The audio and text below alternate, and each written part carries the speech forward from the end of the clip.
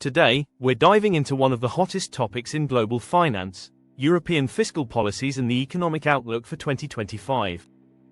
If you've been wondering about what's going on with Europe's budgets, deficits, and how it all impacts the global economy, you're in the right place.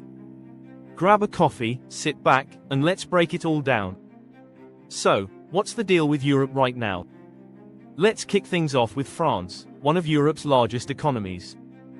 Just a few months ago, the French government unveiled its draft budget for 2025, and it's already stirring up some serious controversy.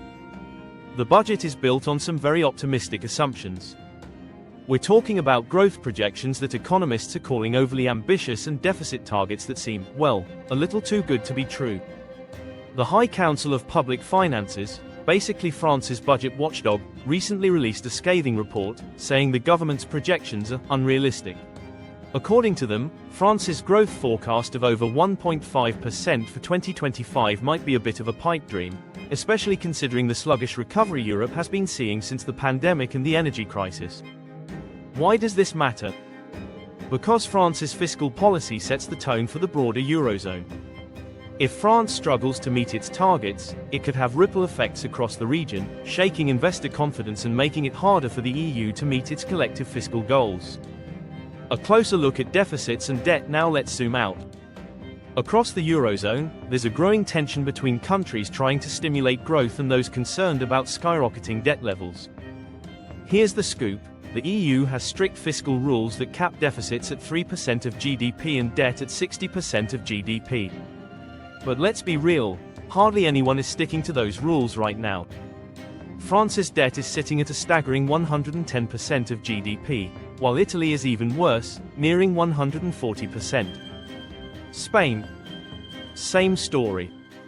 And let's not forget Germany, which, although more fiscally conservative, is now loosening its purse strings to address economic slowdown.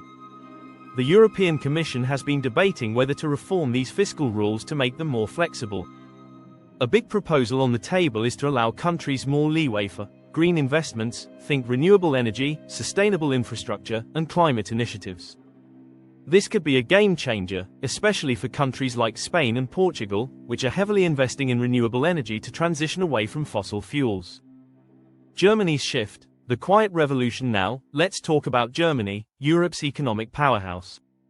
Traditionally, Germany has been the poster child for fiscal conservatism, always pushing for budget discipline across the EU.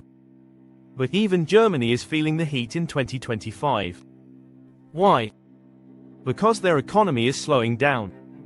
Exports, which are the backbone of Germany's economy, have been hit hard by weaker global demand and rising competition from countries like China and the US.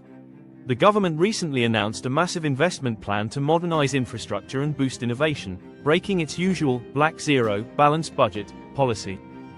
This is a huge shift for Germany, and it could signal a broader change in the EU's fiscal approach.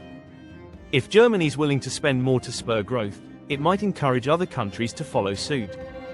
But the big question remains: will it work? The energy crisis, still a problem. We can't talk about Europe's economy without mentioning the ongoing energy crisis.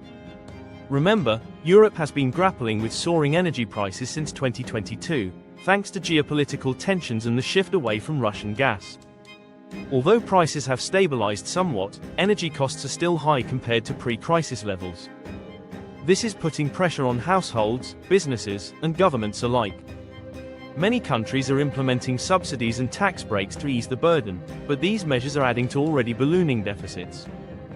France, for instance, is heavily subsidizing electricity prices to protect consumers. Meanwhile, Italy and Spain are rolling out massive renewable energy projects to reduce dependency on imported energy. These initiatives are essential for long-term stability, but they're expensive in the short term. The European Central Bank, ECB, a tightrope walk. Let's not forget the role of the European Central Bank. With inflation still higher than their 2% target, the ECB has been cautious about cutting interest rates. But businesses and governments are pushing back, arguing that higher rates are stifling growth. Christine Lagarde, the ECB president, recently hinted at a possible rate cut later this year if inflation continues to cool. This could provide some relief to indebted governments and struggling businesses, but it's a delicate balancing act. If the ECB moves too quickly, it risks reigniting inflation. Move too slowly, and the Eurozone could slide into recession. The bigger picture: what does this mean for you? So, why should you care about European fiscal policies? Here's the deal. 1. Global markets. The Eurozone is the world's second largest economic bloc. 1. If Europe sneezes, global markets catch a cold. 1. A fiscal crisis in Europe could trigger market volatility worldwide. 2. Investment opportunities. Keep an eye on sectors like renewable energy and infrastructure in Europe. 2. Governments are pouring billions into these areas, creating opportunities for investors. 3. Currency movements. The euro's performance against the dollar and other currencies can impact everything from travel costs to import prices. 3. If the ECB cuts rates, expect the euro to weaken, which could make European exports more competitive but also raise the cost of imports. Final thoughts: European fiscal policies and the economic outlook for 2025 are a mixed bag. On one hand, there's a real effort to address long-term challenges like climate change and energy independence. On the other hand, ballooning deficits and sluggish growth are raising serious concerns. The next few months will be critical. Will France and Italy stick to their ambitious budgets? Will Germany's spending spree pay off? And how will the ECB navigate the tricky waters of inflation and growth? We'll be watching closely, and you can bet we'll keep you updated every step of the way. If you found this video helpful, make sure to hit that like button, subscribe, and drop a comment below. What do you think about Europe's economic future?